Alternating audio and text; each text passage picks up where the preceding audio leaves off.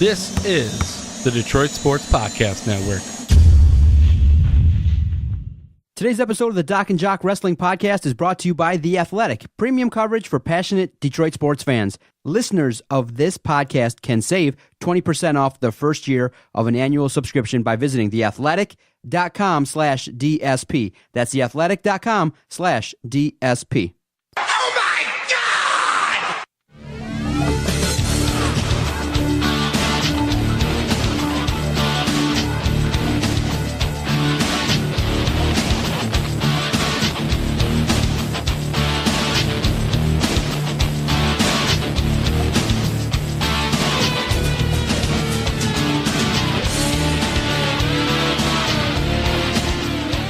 On this episode, the Michael Jordan of the DocNJock Wrestling Show. I'm your host, Adam Strozinski, and rolling with me, as always, is John the Doc Macaroon. On this week's episode, we will discuss what John Cena will be playing in next and why Charlotte was missing from Tuesday SmackDown, as well as reviewing SmackDown and Raw. But first, I call to the main stage. He goes by Cinnamon. He shakes his booty like no cutie ever before. He is the Doc. Cinnamon, the rum shaker macaroon, baby. That's right. Oh, man. Good week of wrestling. Set the scene for WrestleMania even further. We now know how the card is stacking up, and it's playing out kind of how we all thought. You know, both Raw and SmackDown used their time to instill a little bit of energy into storylines. We kind of seen on SmackDown how some more matches were added, some more people were inserted into different slots and things like that. Overall, it was a decent week of wrestling, but I kind of felt like if you wanted to miss it and just fast forward to next week, you would have been okay. I mean, you could have just read the message boards and you didn't miss anything that was basically jaw-dropping. I mean, you could have had that moment had you had The Undertaker come out in the John Cena-Kane match. But to start with that, I've never seen two dudes, John Cena and Kane, ever really, fight that much and not have a good match. It was interesting in that that's the main event of Raw. John Cena, Kane, no DQ. I was left watching that match going, dude, these guys are old. This should have been the opener. There was no way this should have been the main event of Raw. And it's just kind of, it sucks that John Cena. That match felt slow and plodding. Yeah, that slow. was the problem. They've never had a good match. These dudes have been wrestling each other for damn near a decade, and there's never been really a good match where you go, wow, you remember John Cena, Kane? Just another Raw match, and I guess the thing is everyone wants to know, is The Undertaker going to fight John Cena? But they've played this out too long with week after week. You don't need 3 weeks of John Cena calling out The Undertaker with the same promo for 3 weeks. The first time was great in Detroit. The last two fell flat to me. Let me ask you this. So you don't like the desperate mocking tone No. and how disrespectful he is with calling out The Undertaker? To show up, and it makes you kind of think that maybe he's not going to show up on Raw next week. Maybe he'll just show up at WrestleMania. Dude, that'd be weird. That'd be really weird. Like, Does The Undertaker have to show up next week on Raw? I think so. Okay. At this point, like the thing is, you need an answer, right? You need an answer to whether or not this guy is going to be there or not. This is the one thing that I've hated about the Undertaker's character for the last 3-4 years. It seems like he only comes around the week before WrestleMania, then shows up at WrestleMania, and then he disappears for a year. It's hard to build a storyline or to get a draw around that guy doing that type of work to try to build up the feud, because there's no feud. I mean, what are we really invested in here? You've got John Cena going out acting like a heel, which is awesome. I enjoy the desperate mocking tones and how disrespectful he is. I find it to be awesome and great. But besides all that, what do we really have to chew on here? There's no angle. There's no real feud. It's just John Cena needing a match and saying, you know what? I'm going to call it The Undertaker. Why not? All the fans want it. Let's see if we can give them what they want. And that's kind of what it is. So I think it does fall flat, and I think it misses. There's no depth to this story. It's just there. What'd you think of the opening of Raw? I mean, you had Brock Lesnar. It was awesome. You had Roman Reigns come out, looking a little bit gimpy, and then Roman Reigns, takes the chance, shows some courage, goes into the ring, but then ultimately he gets destroyed by Brock Lesnar. Made him look strong again, but it was basically the same thing as last week. Yes. In in that, okay, Brock Lesnar is a monster. I kind of which would have felt like a stare down would have been just perfect, and just verbal warfare would have been needed. I think that, but Brock can't cut a promo. why not? I just think Romans are overly scripted. or maybe you just had to stare down. I think maybe this feud might have needed the contract signing or something, or just maybe you have Roman Reigns versus Paul Heyman on the mic. Yeah, that could have worked. I just feel like, okay, in this feud, I mean, you've already had a lot of physicality. You've already had both guys go back and forth with chair shots and spears and things like that. You needed something else, something a little bit more juicy to move this storyline along. I think the highlight of what took place between them two to open Raw was Roman coming out, gimping around, and him taking that first chair shot to Brock's back. You've seen the chair legitimately bend. That chair was warped and worked over so severely from 3 chair shots from Roman to Brock's back that you're like, wow. Like, he legitimately, like, put some oomph into those. There was no holding back on that. And then Brock did the same thing to Roman. So I think the chair shots were probably the most impactful part of that whole thing. But again, you're right. Did we really need this? We really didn't.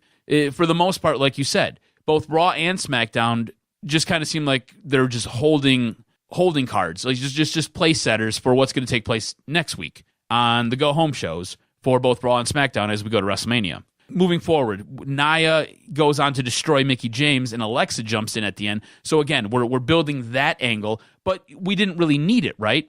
So I think at this point, we all have an idea how this is going to end at WrestleMania. But would it make sense to keep the Raw Women's strap on Alexa through WrestleMania and then have Nia win it at Backlash, just to kind of build on this a little bit more? It might, if you want to extend it out, but I do think that you potentially extend the feud, but just have Nia with the belt. Okay. I think she's earned it at this point in time. Alexa Bliss does not need a belt to validate it, and I think her chasing is a little bit better, a little bit more entertaining than her actually having the belt. It's time. I mean, she's had her run. I do think that Nia should win the belt and then should continue the feud with Alexa Bliss, have a great match at Backlash, and then continue Nia Jax having the belt up until SummerSlam and having her run right now. She's the biggest force in WWE. It would be amazing to have her be the staple on WWE Raw. And then you now have, basically, if you want to jump off and you want to really kick it off, then you just have basically Nia Jax, Ronda Rousey, SummerSlam. That'd be cool. See? That'd be really cool. Or you could have some combination of Nia Jax fighting someone else, another challenger, and then having potentially Alexa Bliss versus Ronda Rousey. It just depends on how we got to see how Ronda Rousey's used, because you and I both commented in terms of that segment that she had. Really raw, really green, timing's off, and I was telling you prior to recording that I kind of just feel like a major botch is coming. Like, she doesn't seem yet that I'm glad she's in a match with Kurt Angle. I'm glad he's the one training her and things like that, but it just seems like the way the match is going to be booked out at WrestleMania, you're going to have a lot of Kurt Angle, a lot of Triple H, and then you're just going to have a lot of Ronda Rousey going over on Stephanie. You don't see maybe a couple slaps here and there, but you don't see a scenario in which Ronda Rousey's going to grapple too much with Stephanie McMahon. I don't see basically back and forth action. I see Ronda stomping Stephanie, and then whoever's going to win the match is going to get over on the men's side. The pin will happen probably either on the men's side, or Ronda Rousey will, force Stephanie to tap out. Do you think maybe like an incoherent bump, like Triple H bumps Stephanie, she hits her head on a turnbuckle, and then next thing you know, Ronda's like, oh, I get the pinner. Yeah, something silly. But I'm worried about a major flub, because she seems so green. It's really bad. So green, her interview skills are terrible. Her timing with the wrestlers. I mean, they're having to do moves, but it doesn't look right. The way they are pushing her is abysmal right now. Too fast, right? It's too much, too fast, and it's all to get it in by WrestleMania. You didn't have to rush this.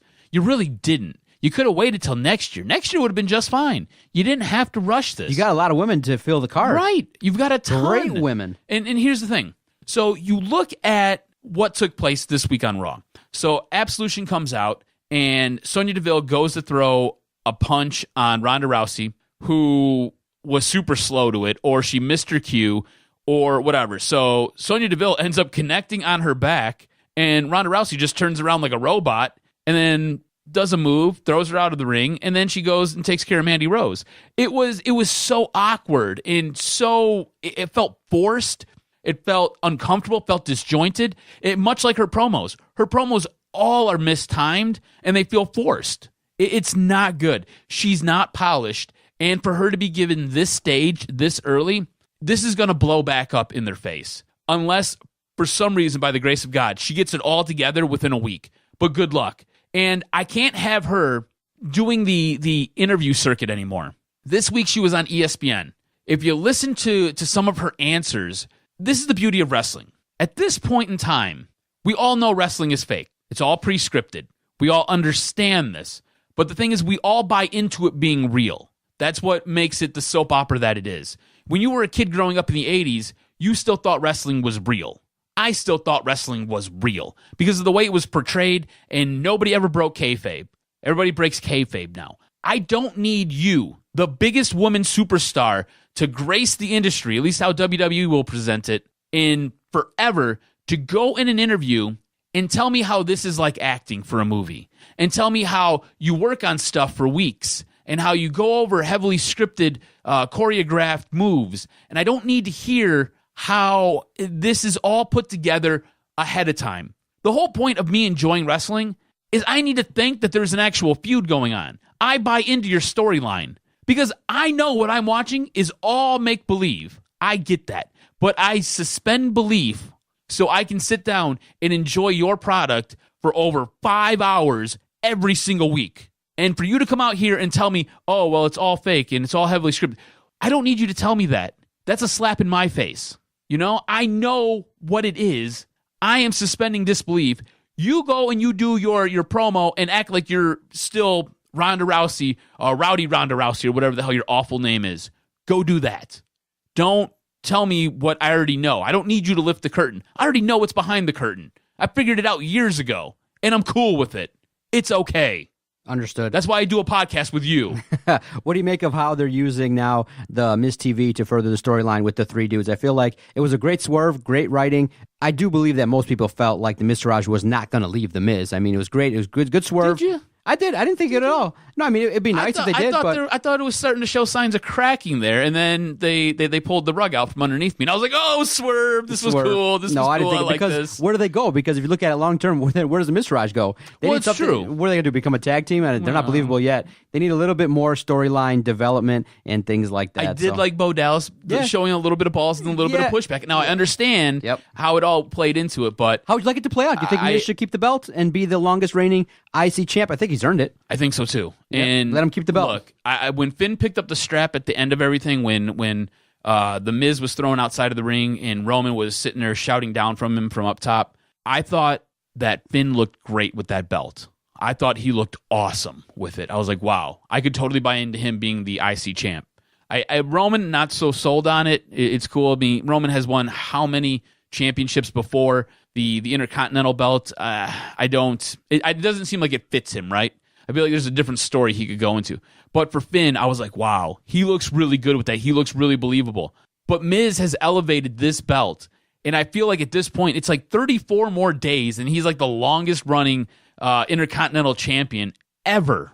And at this point, I feel like he deserves that. He should get that. I mean, I don't think I'm the only one who feels this way. He legitimized the belt. Great on the mic. Great in terms of his hometown. Good stuff. Miz TV is always a great segment. You know, you always want the heel, to draw heat and things like that. And he is the predominant heel on Monday Night Raw. It's great to see. It made Raw really exceptional to have Miz TV and to have, the relationship now between Finn Balor and Seth Rollins there for you. They're going to have another match next week, and you got the Miz kind of maybe will be interject and the Miz Taraj as well. So it's a good, perfect heel faction. I like it. I like the way they're doing it, and I think he does deserve to keep the belt. But if he does lose it, Seth Rollins or Finn Balor? It's got to be Finn. Finn? It's gotta Yeah. be Finn. I think Finn looked the best holding the belt, and Finn Seth doesn't need a belt, right? Seth can go into the bigger things. Finn is so over right now. I think you reward him. Okay. For the most part, I think the first 2 hours of Raw was really good. You had your lag in that third hour. There were some decent matches, but like you said, the third hour really felt slow and plodding, especially when you looked at that John Cena Kane match. It just fell flat. Yeah. Shouldn't be in the main event. And then the buildup has just been John Cena calling out The Undertaker. Right. Okay, great. You can do that for a month? Yeah. And then only to have, if you're going to do the swerve, to have the American Badass come out. I mean, you could have had the music play. You could have had something, I think. 2 weeks out, you maybe the first go around, you just have the music play, on Monday Night Raw, and then you would have had him come out next week. But what if next week John Cena goes one level above? It doesn't call out The Undertaker. It calls out Mark Calloway. Maybe. He's like, what about this, Mark? Just throws that out there, and then maybe the American Badass song hits. Something to kind of pop this off. But it's looking like it's going to be John Cena Undertaker. It'll be interesting. We'll talk about it next week in terms of our interest level before we preview WrestleMania. All right, let's go to SmackDown. Finally, they listened to us. A wrestling match to start the show. Yeah, they've been doing that a little bit more often. I just felt like the match was too long with Bobby Roode and Randy Orton taking on Jinder and Rusev. Man, did you hear that pop for Rusev? Yes. Holy cow, he is over. But as a result of the match, it was decent, entertaining, a little bit too long for my liking. But in the end, we do probably get what we want. We want Rusev in the title picture. He's already had the U.S. title, but in terms of some way to get the fans to cheer at WrestleMania, you put the belt on Rusev, I'd be okay with that. Yeah, I think going into this, so Randy Orton doesn't need a belt. I don't think Bobby Roode needs a belt. I think at some point Bobby Roode needs to turn heel. Jinder, he's already been champion, so does he really need the U.S. title? I don't think I want to see him with that. But Rusev getting the U.S. strap, I think would be awesome. I think all of WrestleMania, everybody who's there in the stadium and in the stands, I think they'll lose their crap. I think everybody at home will go nuts too. Rusev is so over. So over. I think you set up the Fatal 4-Way and you let Rusev go on to win it at Mania. I think it's awesome. I think it's his WrestleMania moment. I think it's great. We then move forward. We have a women's match. We've got Becky Lynch beating Ruby Riott. This was a very good match. Becky Lynch doesn't ever put out a bad show. And Ruby Riott, out of those 3 girls in the Riott Squad, Ruby Riott is the one who is, she's there. Like, she is right there. She is in that upper echelon where she can carry a match. And she does a very, very good job. This was an awesome match, no botch spots. My big issue with this match is Becky Lynch. I feel like Becky Lynch is so underutilized by this company. It drives me insane. You think they could do more with her? She's got a great look. She is so over with the fans. She can hold her own in any match against anybody. She's awesome. She is awesome. And yet, she's just kind of there. They do nothing with her. Kevin Dunn's gone on record, and if those who don't know, Kevin Dunn is the executive producer for both Raw and SmackDown. Kevin Dunn has gone on record of saying that she will never hold a championship belt unless somebody gets hurt, and it's because of her accent. He doesn't like the way she talks. I love the way she talks. I love her accent. And if you've ever listened to anything that she does when she's not wrestling in the ring, like any podcast or she just is talking to somebody, she's hilarious. Like, she is so funny, and she's got a quick wit. She's exceptional. She should be the face of the women's division. Her, Charlotte, you can make the case, even Alexa. There's like 4 or 5 women who should go up on that Mount Rushmore of women who could be a champion for either brand. And yet she's going to find herself in the Women's Royal Rumble. I think it's disrespectful. I agree with you 100%, but it's just, unfortunately, right now, there's a gluttony of top-end talent, and so she's got to find a way to be, solid in the mid-card. That's just the way it is right now, unfortunately. Well, do you think, because there are rumors and there has been talk that they're bringing back tag team belts for the women.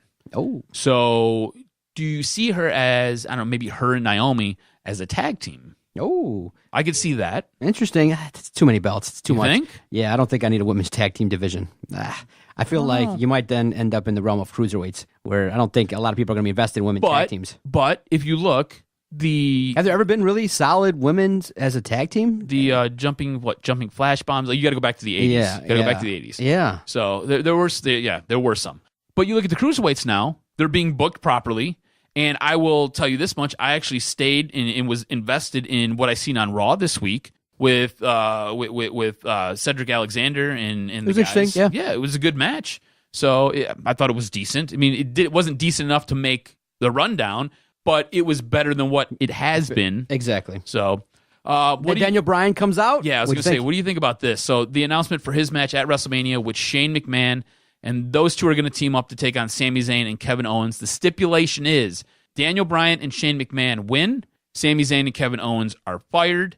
If Sami Zayn and Kevin Owens win, they're reinstated. So Sami Zayn and Kevin Owens are totally winning this, right? I feel like you have Daniel Bryan return, big pop. How do you have him lose? I know. I'm the same way. So does Sami Zayn and Kevin Owens go over to Raw then? Yeah, that'd be great. It's kind of got to. Well, we're going to have a shakeup, so that would make sense. So or they lose, you keep them off TV for 2 weeks, you go to Backlash, have your shakeup. Major swerve, you turn Daniel Bryan heel. Ooh. Have him cost at the match. Shane? He joins the crew, the wrestling crew. You got yourself a little faction there. 3 fellas that all came from NXT, have a relationship. They all came from Ring of Honor? Yeah, so, I like where your head's at. You got to have something major happen. And imagine, he's so over. Everybody wants to cheer him. Everybody wants to do that. But it's hard because he's so over. He's over. I think that maybe he might, Dude, he would still get cheered even if he turned. Yeah, you know what I mean? I think that could be at the level of the NWO if you have, Daniel Bryan lead a badass group. Oh, NWO. NWO style. They just take over. They just want that, that he's actually actually upset at WWE for costing him his dream, that 2 years of his life was wasted having to go to doctors. Can we get you on WWE's creative? Yes. I like this. I think dude, I'm invested and I'm interested. Daniel and Bryan in the forefront, Kevin Owens, Sami Zayn in the background. Fantasy book, bro. Go. They're the enforcers. We got to think of a cool name for it. My God, this is so awesome. Turn them heel, dude, and they just run over SmackDown. Yes. Dude, that'd be great. Oh, my God, it'd be great. Dude, I so want this to happen now. Right. You exactly. just sold me. Yeah, then the next night, you have something similar to where the he show just calls out on the Tuesday, authority all the time. and he just goes through and runs roughshod, men, women, just all over the place. You got the three. I mean, dude, that'd be great. And It would be great. That would be something. I'm so geeked for that. I hope that happens. But it's not going to happen. I think Daniel Bryan's going to win. They'll be Fingers chanting. crossed. I hope it happens. Right. That's awesome. That's great booking. Yeah. How do you think Nakamura was used late in the card fighting Shelton Benjamin? Main event, SmackDown. It was an okay match. It wasn't anything great. Look, I like Shelton Benjamin. I like Nakamura. I thought it was an okay match. At this point, I like Nakamura, but Nakamura strikes me as a guy. He has to have somebody to dance with, right? Yeah. Like certain guys can dance with anybody. AJ Styles can dance with anybody. Nakamura needs a dancing partner, and that dancing partner's got to be able to help, a little bit more of a lead, yeah. to tell his story. But I thought it was a good match. You like the way they had AJ Styles come in and Nakamura then comes out and says, "Look, I didn't have you here really to help me out. I just had you here to watch what it was going to look like when I defeat you." I love the mind games. It was good. I think the mind games are great. I think it shows another layer to Nakamura, a more cerebral layer. It was great after Shelton Benjamin and Chad Gable attacked AJ Styles. He comes in and it may appear that he made the save, and then he was about to do the Shinsaka on AJ Styles, and he stops. I think that was good. Real good. I thought it was awesome, too. I liked it a lot. What show did you think was better this week? Ooh, that's a tough one. It is tough. It's tough. Both shows were okay.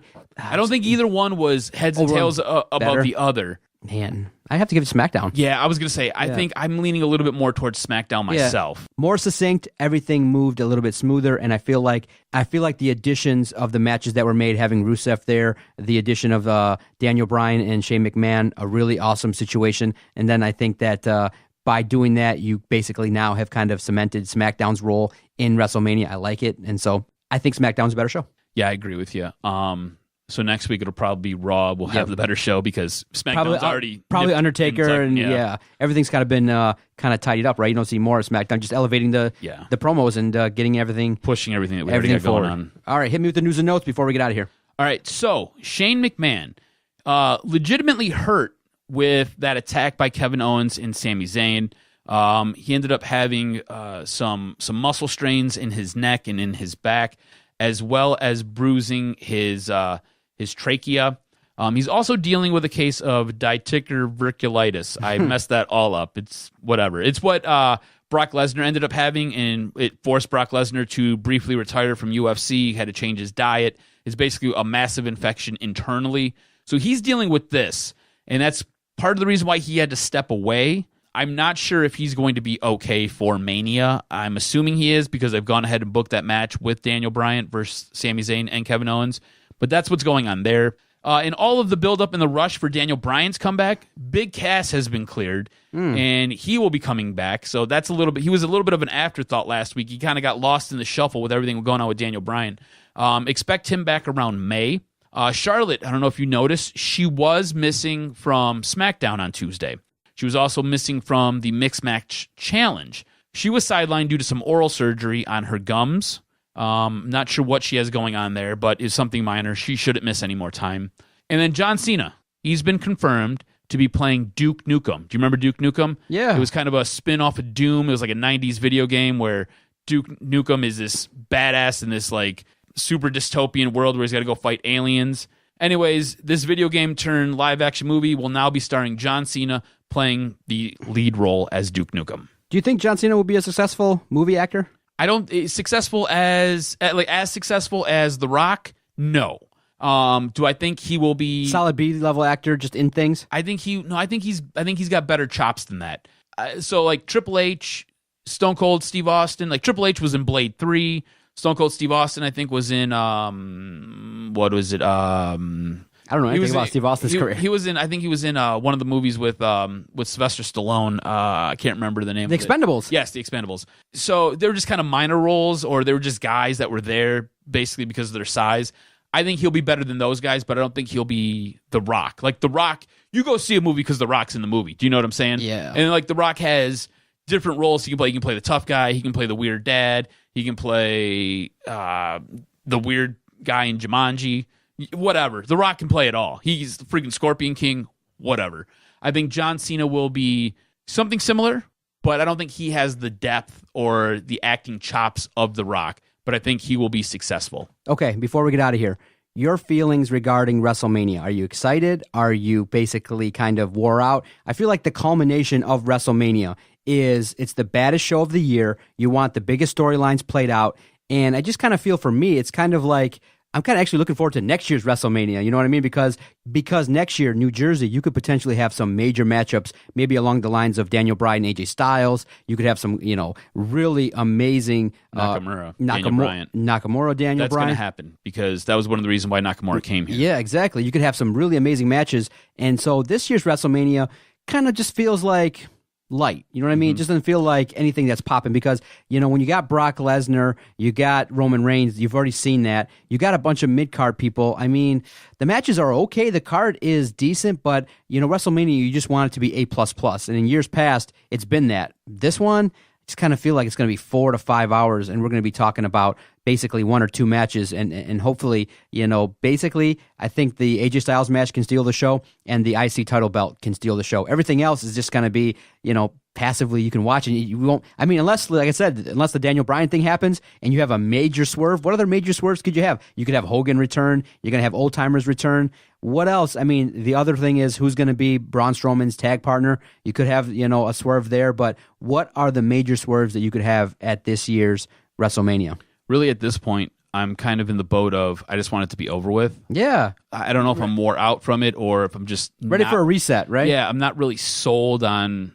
anything particular. Like you said, the matches that could steal the show could definitely steal the show. As far as a swerve goes, I don't know. The one thing I'm pinning my hopes on is I remember last year, and I remember how good WrestleMania was last year and how excited I was for everything that went along with WrestleMania, that I'm hoping I get another really good show because WrestleMania is the biggest show of the year. And sometimes it's a flop and sometimes it's not. And I'm just hoping that it's not this year. I'm hoping that it's a solid show. I'm hoping it's decent. I hope I'm surprised by something and I just enjoy it overall. You're going to have a clunker here or there. It's what happens. Not every match can be a 5 or 6 star match. It's what it is. You just kind of deal with it. You just hope for more good than bad.